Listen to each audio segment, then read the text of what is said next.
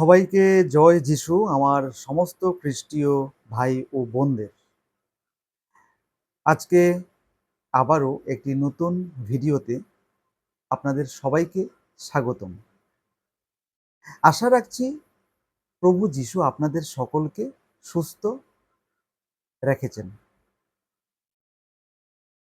আমার সমস্ত খ্রিস্টীয় ভাই ও বোনেরা, আজকে যে আলোচ্য বিষয়টি নিয়ে আপনাদের কাছে আসা, সেই বিষয়টি কিন্তু ওতপ্রোতভাবে আমাদের জীবনের সঙ্গে জড়িত রয়েছে এবং এটা একটা বিশেষ একটা প্রশ্ন আমাদের সকলের জীবনেই আমরা করি বা সেই উত্তরটা আমরা খুঁজতে চাই এবং আ এই আজকের যে বাইবেলের আলোকে সেই উত্তরটাকে আমরা কিন্তু খুঁজে বের করার চেষ্টা করব।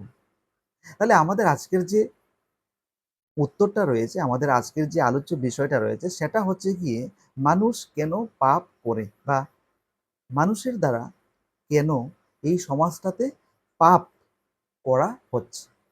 তাহলে আমার প্রিয় বন্ধুরা, আমার প্রিয় ভাই ও বোনেরা, আসুন আমরা এই বিষয়টাতে আলোকপাত করি বাইবেলের নিরিখে। আমাদের পবিত্র বাইবেল কি বলে, আমাদের ঈশ্বর, আমাদের যিশু কি বলে। আমরা যদি আদি পুস্তক জেনেসিস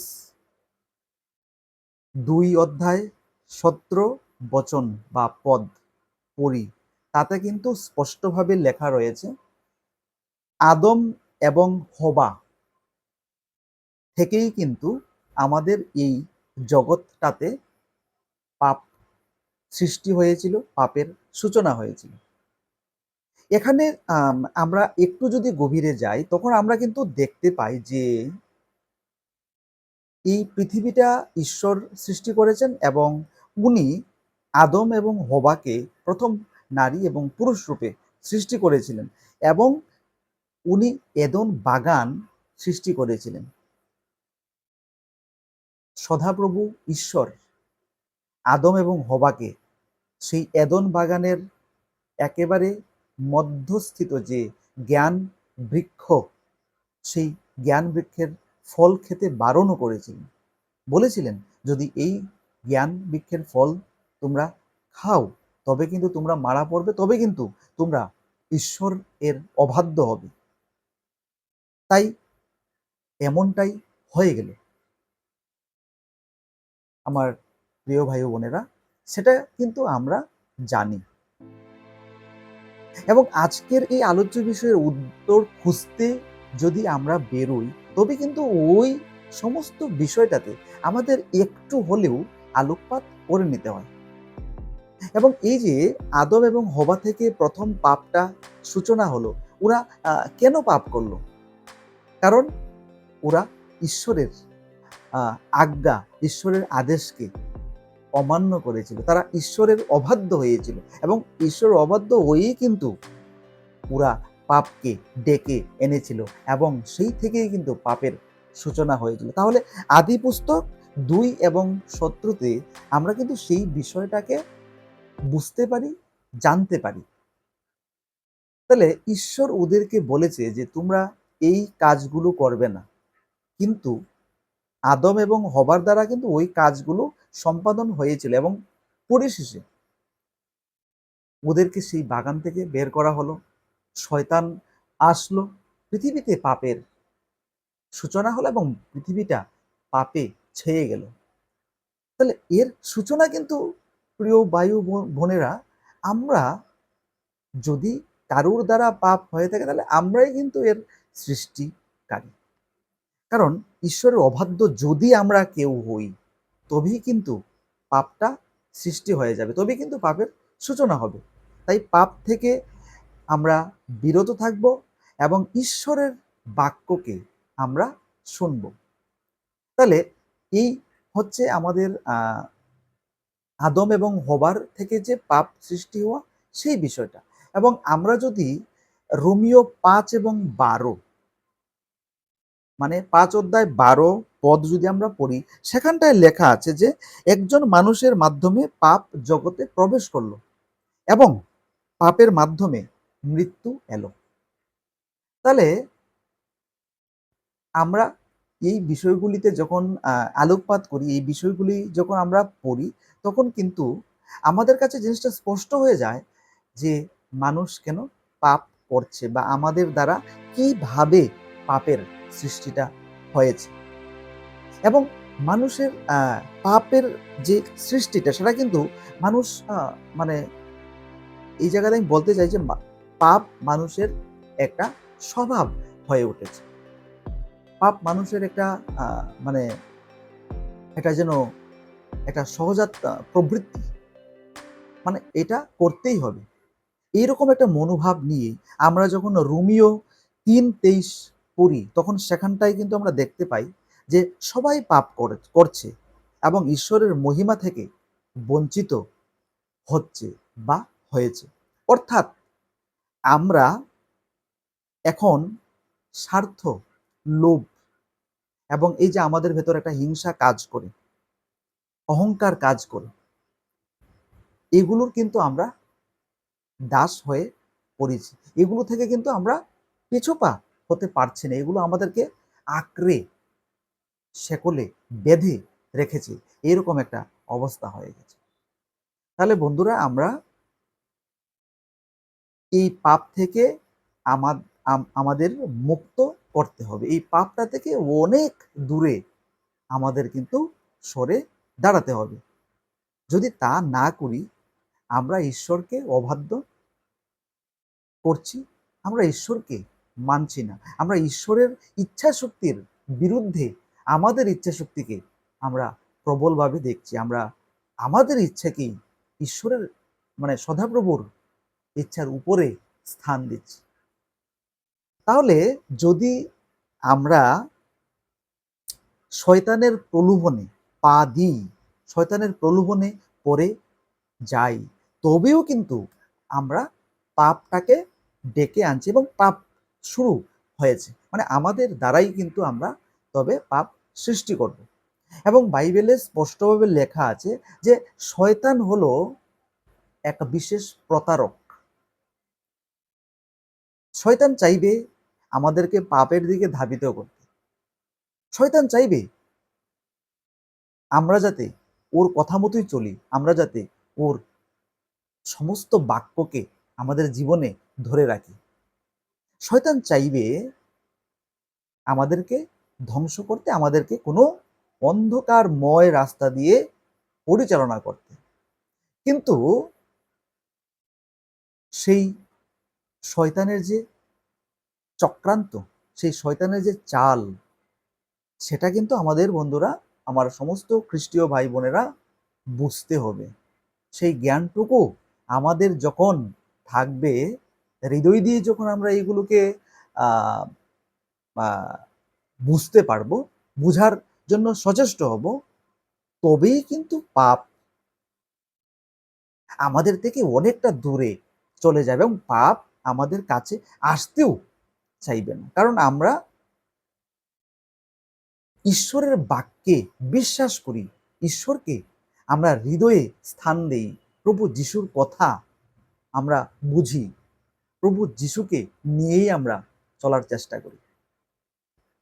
এবং আমরা যদি যোহন 8:44 পড়ি, সেখানটায় কিন্তু লেখা আছে যে সে শুরু থেকেই খুনি, সে মিথ্যার পিতা। মানে একটা যারা ঈশ্বরকে অবাধ্য করছে, যারা সত্যি কথা শুনতে চায় না, যাদের হৃদয়ে ভালো কোনো কিছুর স্থান নেই, ওরা কিন্তু শয়তানকে ফলো করছে, ওরা কিন্তু শয়তানকেই বাহবা দিচ্ছে। তাহলে যারা ঈশ্বরের বাক্যের বিরুদ্ধে কথা বলে, যারা ঈশ্বরের ইচ্ছানুসারে চলতে চায় না, ওরা কিন্তু শয়তানের কাছে চলে যায়। ওরা এবং শয়তান শুরু থেকেই কিন্তু মানুষকে প্রলোভন দিয়ে আসার চেষ্টা করে এবং মানুষকে বিপথে পরিচালিত করার চেষ্টা করে এবং এর থেকে মানুষের জীবনে নেমে আসে এক বিষাদময় অধ্যায়, অন্ধকার, এবং যেখান থেকে সেই মানুষরা কিন্তু বেরিয়ে আসতে পারে না। একেবারেই জীবনটা ধ্বংস হয়ে যায়। তাহলে এবং আরেকটা জিনিস যেটা আমি মানে পাপ কেন মানুষ করে, এটার উত্তর খুঁজতে গিয়ে আমাদের আরেকটা বিষয় আছে, সেটা হচ্ছে গিয়ে নৈতিক ভিত্তির দুর্বলতা। নৈতিক দিক দিয়ে আমরা মিথ্যা কথা বলা শুরু করি, আমরা মানুষকে ঠকানো শুরু করে দিই, ঠকাতে চাই, এবং আমরা ভালো মানুষ যারা আছে ওদের সংস্পর্শে থাকতে চাই না, ওদের থেকে দূরে সরে যেতে চাই, এবং ভালো বাক্য যদি আমরা শুনি সেইগুলোকে আমাদের ভালো লাগে না শুনতে, আমাদের হৃদয়ে আমরা ওইগুলোকে আমরা স্থান দিই না। মানে আমরা নৈতিকতা থেকে একেবারেই অনেক দূরে আমরা সরে যেতে চাই বা চেষ্টা করি, এবং আমাদের এর কারণে আমাদের কি হয় যে আমাদের যে নৈতিকতা, সেই নৈতিকতার ভিত্তি কিন্তু আমাদের মানে আস্তে আস্তে করে ধীরে ধীরে আমাদের সেটা দুর্বল হয়ে পড়ে এবং আমরা ভেঙে পড়ি। এবং যারা ঈশ্বরের বাক্য থেকে দূরে সরে থাকে তারা কিন্তু পাপ কাজে লিপ্ত হয়ে পড়ে।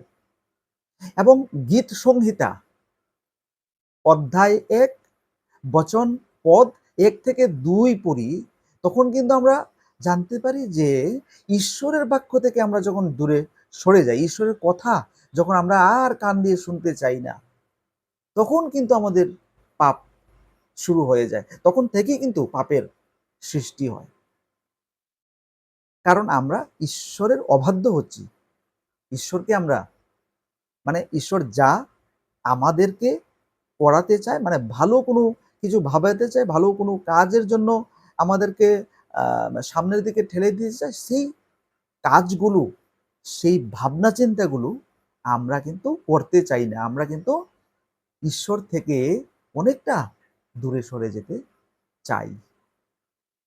তখন অনেকের যারা পাপ শুরু করে তারা কিন্তু সেই ঈশ্বরের বাক্যকে, সেই ঈশ্বরের চলাফেরার যে নীতিমালা, সেইগুলো থেকে অনেকটা দূরে সরে যায়। তখন তাদের ওইগুলো শুনতে আর ভালো লাগে না, এবং সেই থেকেই কিন্তু বন্ধুরা পাপের সূচনা হয়ে যায় এবং পাপ শুরু হয়। যে পাপ মানুষকে একেবারেই ধ্বংস করে দেয়, তখন জীবনে কিন্তু আর কোনো পথ খুঁজে কিন্তু মানুষ পায় না। এবং আরেকটা জিনিস হলো গিয়ে, সদাপ্রভু সবসময় আমাদেরকে ভালো পথে, ভালো বাক্যে, ভালো রাস্তায় আমাদেরকে নিয়ে যেতে চান, আমাদেরকে নিয়ে যেতে চেষ্টা করেন। কিন্তু আমাদের মধ্যে কেউ যদি সেই বাক্য থেকে, সেই রাস্তা থেকে, সেই উজ্জ্বল দিক থেকে আমরা পেছন দিকে চলতে শুরু করি, তবে আমাদের ধ্বংস কিন্তু অবশ্যম্ভাবী, এবং সেই ধ্বংসের হাত থেকে কিন্তু আমাদেরকে কেউ বাঁচাতে পারবে না। এবং বন্ধুরা, আমরা পাপ থেকে কিন্তু বিরত থাকতে পারি, এবং যদি আমরা কোনো পাপ করেও থাকি, যদি আমাদের অজান্তে কোনো পাপ আমাদের দ্বারা হয়ে যায়, তবে আমরা সদা প্রভুর কাছে, আমরা যিশুর কাছে আমরা ক্ষমা প্রার্থী হব। যিশু বলছেন, আমি পথ, সত্য এবং জীবন। আমার মাধ্যমেই কিন্তু তোমরা তোমাদের পরিত্রাতাকে খুঁজে পেতে পারো। কারণ ঈশ্বর সদাপ্রভু, প্রভু যিশুকে পাঠিয়েছেন আমাদের রক্ষা করার জন্য, আমাদের পাপকে ক্ষমা করার জন্য। আমরা যদি কোনো পাপ করে থাকি, সেই পাপকে মুক্ত করার জন্য। আর এর থেকেই কিন্তু আমাদের একটা নতুন অধ্যায় জীবনের শুরু হতে পারে, যদি আমরা সদাপ্রভু, যদি আমরা প্রভু যিশুর কথাকে মানি, আমাদের জীবনে সেই বাক্যকে যদি নিয়ে আমরা চলতে পারি। তবেই আমরা একটা নতুন জীবন, নতুন উজ্জ্বল জীবন আমরা খুঁজে পাব। তাহলে আমার সমস্ত খ্রিস্টীয় ভাই বোনেরা এবং আমাকে যারা দেখতে পাচ্ছেন, শুনতে পাচ্ছেন, আশা করছি আজকের আমাদের যে প্রশ্নের উত্তরটা আমরা খুঁজতে বেরিয়েছিলাম, সেই প্রশ্নের উত্তরটা হয়তো আমরা খুঁজে পেতে সফল হয়েছি। এবং আমরা যদি এই প্রশ্নের উত্তরটা খুঁজে পেতে সফল হই, সাকসেস হই, তবেই কিন্তু আমাদের সাফল্য, তবেই কিন্তু আমরা পাপ থেকে বিরত হতে পেরেছি, তবেই কিন্তু আমরা পাপকে আমাদের জীবন থেকে অনেকটা দূরে সরিয়ে দিতে আমরা সক্ষম হয়েছি। পাপ ভুলেও আমাদের কাছে আসার চেষ্টা করবে না।